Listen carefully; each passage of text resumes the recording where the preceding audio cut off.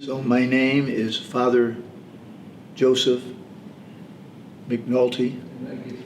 I have worked with deaf ministry for about 49 years, I believe. I think it's that. I enjoy both the people that I serve and the work that I do and the places where I have lived and served.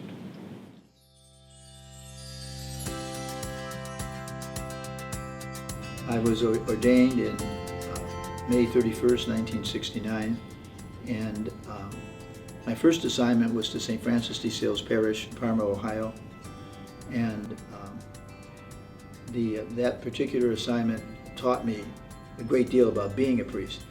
There were 2,000 children in the school. There were, I think there was over 3,000 families in the parish. And sometimes it was overwhelming because you'd be dealing with four marriage preparations on one day, and you'd be working in the school, and I had 12 different classrooms I had to work in for religious education. I also did counseling over at Nazareth Academy, a school for girls, which is now Holy Name. But I loved the ministry, and I loved working with the people. From there, I was asked if I would take on deaf ministry. At the time, I didn't know any sign language. When the bishop called me in, Bishop Isman called me in, he said to me, I thought he said to me, would you be interested in working with the dead? And I thought he was going to put me in charge of cemeteries, and I didn't want to do that, you know.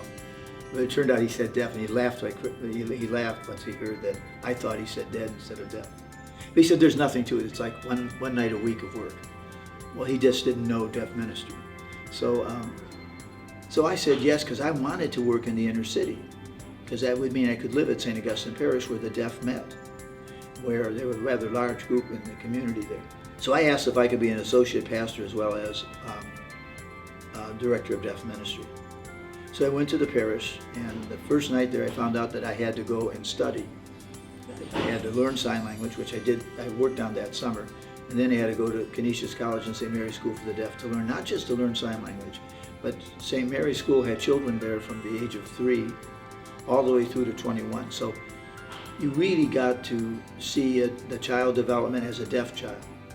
Many of the deaf families, and it's still true today because they are deaf, and the same with the blind, and it's certainly the same with developmental disabilities and persons with severe mental illness. It's very hard for them to make a great deal of money. Often they struggle for anything they make. So working with them meant that we also began to prepare baskets for them at Thanksgiving and Christmas and Easter, all of those times. And meanwhile, the parish was doing the same thing for the larger community of the poor. And then when I became pastor, I then took on those two ministries. The pastor before me had started the program.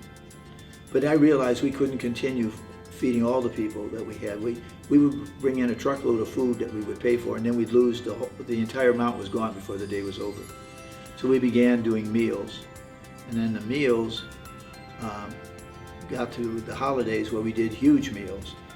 Sometimes serving like 21,000 in one Thanksgiving, about 15,000 in one Christmas time, all over the city, all over the diocese, and even outside the diocese. A dream of mine always is that deaf people throughout the whole country will receive full and constant services from the church to allow them to grow in the church and in the community where they live.